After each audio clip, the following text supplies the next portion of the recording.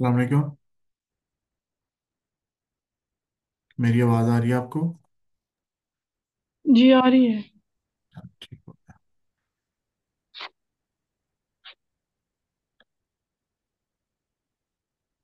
फिर मैं आपको क्वेश्चंस करवाऊंगा जॉब के रिलेटेड। और एंड पे आप, जी। जब मैं ख़त्म कर चुकूंगा तो आपके सारे क्वेश्चंस आंसर जो आपके रह जाएंगे वो मैं आपसे पूछ लूंगा। उससे पहले अगर आपका कोई क्वेश्चन हो ठीक। तो वो आप कहीं लिख लें किसी पेज पर। वो एंड वाली क्लास में आप पूछ लीजिएगा। ठीक। What is your experience in procurement and buying? ये जो हसूल और खरीदारी का जो आपका एक्सपीरियंस है वो क्या है? अब यहाँ आपने अपना ठीक। एक्सपीरियंस, अब यहाँ हम इसको अमेंडमेंट करेंगे जवाब में। यहाँ जो मैंने लिखा है कि I have dash year experience, यहाँ कितने साल का एक्सपीरियंस लेटर लगाया हुआ है आपने? ये 2 साल का। ठीक है, I have 2 years of experience in procurement, focus on sourcing, negotiating and matching materials. कि मेरा इसमें काम ये है कि मैंने सोर्स करना होता है, मैंने कहाँ से लेना है, निगोशिएशन करनी होती है उनसे बातचीत करके। ठीक है, रेट्स वगैरह तय करने होते हैं, मटेरियल को मैनेज करना होता है, सर्विस फॉर वेरियस प्रोजेक्ट्स, और जो भी सर्विसेज इसके रिलेटेड होती है। I have worked in industry such as, अब जिस जिस इंडस्ट्री में आपने काम किया हुआ है आपके जो एक्सपीरियंस लेटर में वो यहाँ हम मेंशन करेंगे। किसमें काम किया हुआ है या किसी एक अदारे में काम किया हुआ है तो हम उसका नाम लिखेंगे। इम्पोर्ट एंड एक्सपोर्ट में। I have worked industry such as import and export, हम ये बस इतना है। इंटरव्यू से उर्दू में होगा तो। उर्दू में मैं बाद में आपको सेंड कर दूंगा लेकिन हम यहाँ इंग्लिश में करेंगे। Okay. How do you evaluate and select suppliers? आप सप्लायर्स को किस तरह जांचती हैं और उनको सेलेक्ट करती हैं? अब जो सप्लायर्स हैं उनको जो आपने जांचना होता है उनकी एबिलिटी कैपेबिलिटी के ऊपर जांचना होता है। उनकी क्वालिटी स्टैंडर्ड्स क्या हैं, प्राइसिंग क्या है, रिलायबिलिटी क्या है, कितने वो रिलायबल हैं, और डिलीवरी जो टाइम लाइन है उसको पूरा कितना करते हैं। तो इन चीज़ों को, तो ये जो स्कोर कार्ड होते हैं, ठीक है, कि इन चीज़ों को आप देखते हैं। आप वहाँ उनकी जाके साइट विजिट कर सकते हैं। ठीक है, इन चीज़ों से उनको जांच सकते हैं। तो आप कहेंगे I evaluate suppliers based on their capability to meet our quality standards, pricing, reliability, and delivery timelines. I often use scorecards and conduct site visits as part of the evaluation process. ठीक है miss? ठीक। Okay हो गया। Can you describe a time when you negotiated a contract? What was the outcome? अब आपने कोई अपना experience बताना है, आपने कोई कंट्रैक्ट जो है वो निगोशिएट किया किसी सप्लायर से, किसी से जिससे आपसे आपने मटेरियल लेना था या कोई भी। आप अपनी जॉब के लिहाज से इसको मॉडिफाई करेंगी, ठीक है, अमेंडमेंट इसमें करेंगी। तो यहाँ मैंने जो आपको आंसर देना उसमें आप चेंजिंग भी कर सकती हैं। तो in my previous role I successfully negotiated a contract with a key supplier that resulted in a 10% cost reduction. मैंने निगोशिएशन की तो उसमें 10% बचत हो गई थी हमें, कास्ट में कमी आ गई, एंड इम्प्रूव्ड डिलीवरी टर्म्स, जो डिलीवरी की टर्म्स थी वो बेहतर हुई, significantly benefiting our project timeline and budget. इससे हमें टाइमलाइन को भी फायदा हुआ और बजट को भी फायदा हुआ, हमारे पैसे काफी बच गए और हमें टाइम पे डिलीवरी मिल गई। What strategies do you use to ensure cost effective procurement? अब स्ट्रेटजीज आपने बतानी है कॉस्ट इफेक्टिव, जिससे आप बचत कर सकें। ठीक है, अब बचत करने के लिए जब भी आप चीज़ें लेते हैं ना, घर की भी चीज़ें लेनी हो तो जब आप ज़्यादा आपने सस्ती लेनी हो तो मंडी जाना पड़ता है। मंडी में बल्क में चीज़ें होती हैं, ज़्यादा होती हैं, वहाँ सस्ती मिल जाती है। इसी तरह ठीक। आप जब बल्क में चीज़ें बाय करते हैं तो आसानी होती है, सस्ती मिल जाती है। यहाँ आप जल्दी पहले दूसरों से रेट दे लें। ठीक है, वो बेहतर हो जाएगा, आप पहले ले लें दूसरों से। ठीक है। और इसमें लॉन्ग टर्म आप अगर कंट्रैक्ट करते हैं लोगों से तो उसमें भी ये है कि आपको सस्ती मिल जाती है चीज़ें। हमने ये सस्ती कैसे लेनी है इसकी बात करनी है। तो I employ various strategies such as bulk buying, early supplier involvement in the product design phase, and long term contracting to lock in prices and ensure cost effectiveness. कि लॉन्ग टर्म हम कॉन्ट्रैक्ट कर देते हैं और lock कर देते हैं prices की, जो प्राइस आज हमने सेट कर दिए आइंदा भी हमने उस पर लेनी है, इस पर रेट नहीं बढ़ाना हमने। अगर कहीं से कोई मसला आता है तो मुझे अभी बता देना, बाद में फिर वो दूसरी क्लासेस भी होती हैं, बाद में आप मैसेज करके पूछें तो वो डिस्टरबेंस मसला होगा मेरे लिए भी आपके लिए भी। तो मैं आप मुझे सेंड कर देना, फिर मैं वैसे उनको मुझे आसानी होगी इसमें। मैं सेंड कर दूंगा, रिकॉर्डिंग में मिल जाएगी। ठीक। हाउ डू यू ठीक। Manage and monitor inventory levels? Inventory level जो है उनको आप किस तरह मैनेज करते हैं और मॉनिटर करते हैं? इन्वेंट्री से मुराद आपकी हर चीज, जो कुछ भी आप बेच रहे हैं, इंपोर्ट कर रहे हैं, एक्सपोर्ट कर रहे हैं, जो भी आपके पास माल है, पड़ा हुआ स्टॉक है, वो सारी आपकी इन्वेंट्री है। तो इसको मॉनिटर करने के लिए सॉफ्टवेयर यूज होते हैं। तो I use inventory management software to track stock levels in real time, set minimum and maximum threshold. अब ये थ्रेशहोल्ड सेट किया जाता है कि हमारे पास फॉर एग्जांपल हम कह देते हैं कि दूध के डब्बे जो होते हैं, बच्चों वाला दूध जो होता है उसके डब्बे हैं जी 100 है। अगर वो जब 20 पे आ जाएंगे तो हमने दोबारा ऑर्डर कर देना है। मिसाल दे रहा हूँ, तो ये थ्रेश होल्ड आपने कायम किया है कि 20 के बाद हमने ऑर्डर कर देना। इसको थ्रेश होल्ड कहते हैं। और मिनिमम थ्रेश होल्ड क्या होगा, मैक्सिमम क्या होगा? And schedule purchases according to avoid both over stocking and stock out. हमने जो परचेज करनी है वो स्केड्यूल करनी है, उसको देख के कि हमने 15 दिन के बाद करनी है, 20 दिन के बाद करनी है, या इन्वेंट्री के हिसाब से, थ्रेश होल्ड के हिसाब से, ताकि ना तो आप माल ज्यादा ले लें और ना ये हो कि आपके पास जब कोई बंदा आए तो माल हो ही ना। How do you ensure compliance with regulatory standards in your procurement process? अब ये आपका जो प्रोक्योरमेंट प्रोसेस है इसमें जो कवानीन हैं उनके ऊपर आप अमल दरामद कैसे करते हैं, सादे लफ्जों में ये पूछा जा रहा है आपसे।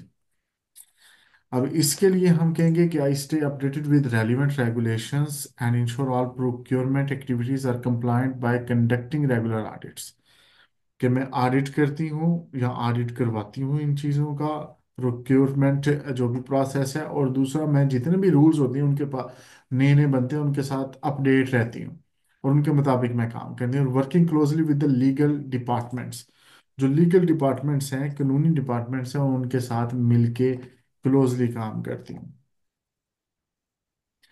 What is your approach to handling a supplier that fails to meet compliance standard? अब एक सप्लायर है ऐसा जो कंप्लायंस स्टैंडर्ड जो है, जो स्टैंडर्ड सेट किए गए हुए हैं कानून की तरफ से, वो उनको फॉलो नहीं कर रहा।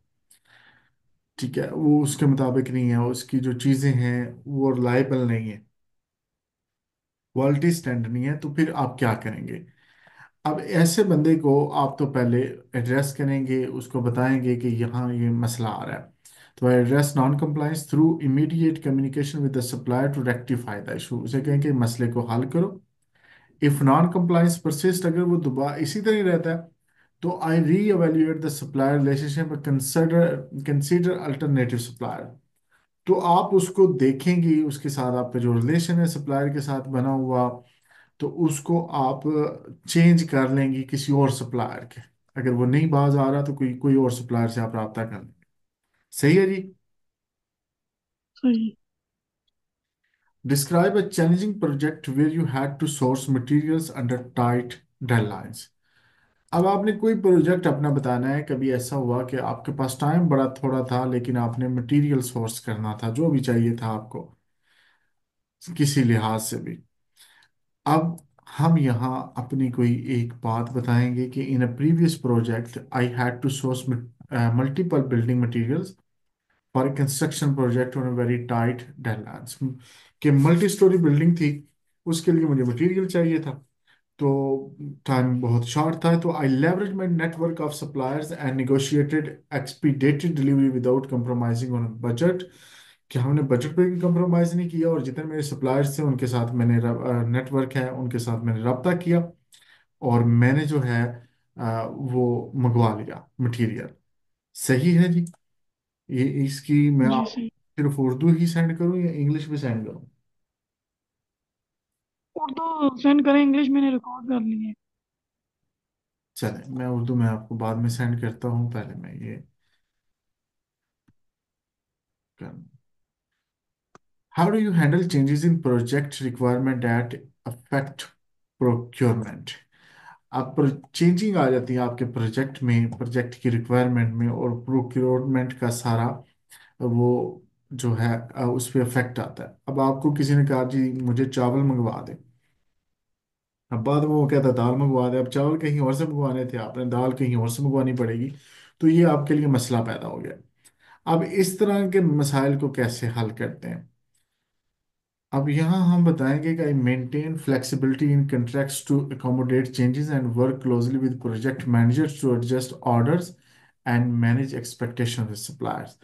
कि मैं फ्लेक्सिबल रहती हूँ, कंट्रैक्ट को चेंज कर सकती हूँ, जो मैनेजर्स हैं उनके साथ हम मिलके काम करते हैं, तो जो भी अकोमोडेट कर सकते हैं किसी तरह से भी वो हम करते हैं। ठीक है, सप्लायर से हम कांटेक्ट करके वो कर लेते हैं ये सारे मामला हल। What tools or software are you familiar with in procurement and inventory management? अब कौन से सॉफ्टवेयर आप जानती हैं इस हवाले से? अब इसमें मुख्तलिफ सॉफ्टवेयर होते हैं हर कंपनी के, जो भी चला रहा है कंपनी उसका अपना सॉफ्टवेयर होगा। लेकिन यहाँ फेमिलियर सॉफ्टवेयर है कुछ। I am proficient in using tools such as SAP, Ariba, ये जो है ना, सैप अरीबा, ये जो भी ये सॉफ्टवेयर है for procurement process, and Oracle for inventory. ये ओरेकल सॉफ्टवेयर इन्वेंट्री के लिए होता है, और ये प्रोक्योरमेंट के लिए होता है सैप अरेबिया अरीबा। ठीक है, ये दो सॉफ्टवेयर है। अगर आपको आते हैं तो ठीक है, नहीं तो आप देख लीजिएगा इनको, यूट्यूब से देखें ये किस तरह काम करते हैं, क्या होता है इनके साथ। Can you share an experience where you had to deal with a difficult supplier? हाँ, कभी किसी मुश्किल सप्लायर से बात, मतलब आपसे रेट नहीं वो कर रहा, डील नहीं ठीक कर रहा, टाइम पे डिलीवरी नहीं दे रहा, वो डिफिकल्ट हो गया आपके लिए।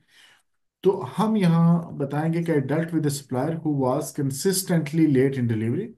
I schedule a meeting to discuss the issue and set clear expectation and performance metrics। वो डिलीवरी पूरी टाइम पे नहीं देता था, आपने उससे बातचीत की, आपने उससे बताया ये हमारी एक्सपेक्टेशन है, ये तवक्कुआत है, हम ये चाहते हैं कि हमें इतने टाइम में डिलीवरी मिले, ये हमारे परफॉर्मेंस ये चाहिए हमें। The situation improved significantly as a result. तो इससे क्या हुआ, सिचुएशन बहुत बेहतर होगी उसके बाद। How do you prioritise your task when handling multiple projects? अब मुख्तलिफ प्रोजेक्ट्स को आप, क्योंकि आपके पास मुख्तलिफ प्रोजेक्ट आते हैं तो उनको कर रही होती है, तो किस तरह उनको प्रायोरिटाइज करते हैं, सबका काम कैसे करते हैं?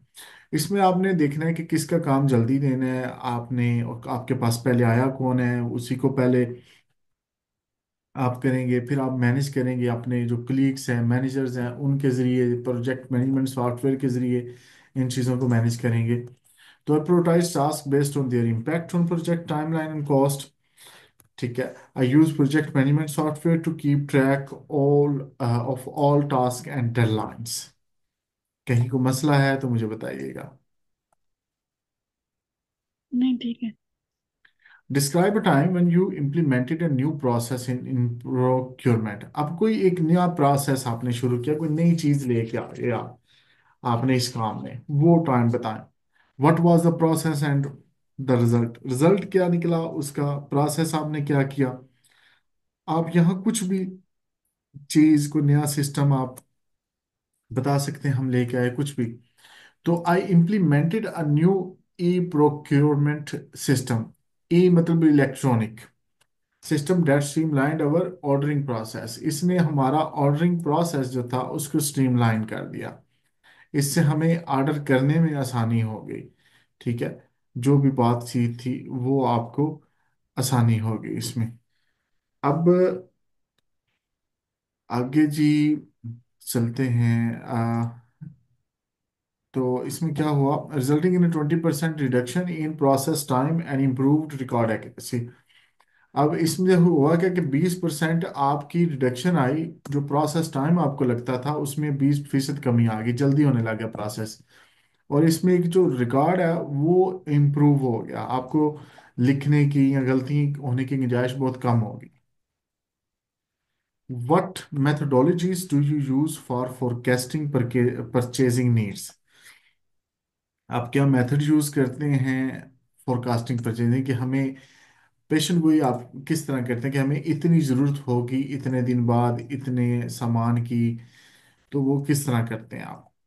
तो इसमें हम यूज करेंगे का use both qualitative and quantitative forecast method. Quality भी उसमें हो, क्वांटिटी भी हो, मिकदार भी हो, वो हम यूज करते हैं। पेशेंट गोई वाले मेथड है कोई, including time series analysis and market analysis. इसमें टाइम कितना लगेगा, मार्केट जो एनालिसिस है वो आप देखेंगे कि हमें चीज़ मिलेगी नहीं मिलेगी, to predict future purchasing needs accurately.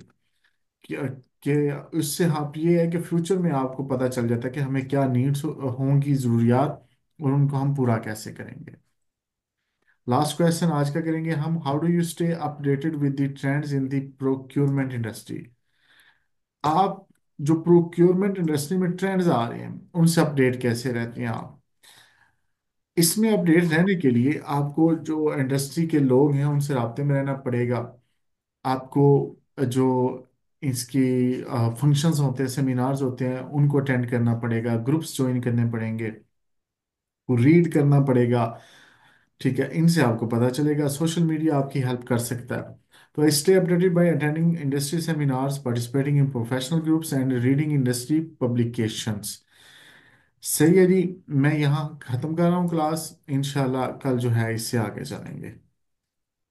Okay ठीक है। ठीक ओके, मैं आपको भेजता हूँ उर्दू। है। ओके, अल्लाह हाफिज़।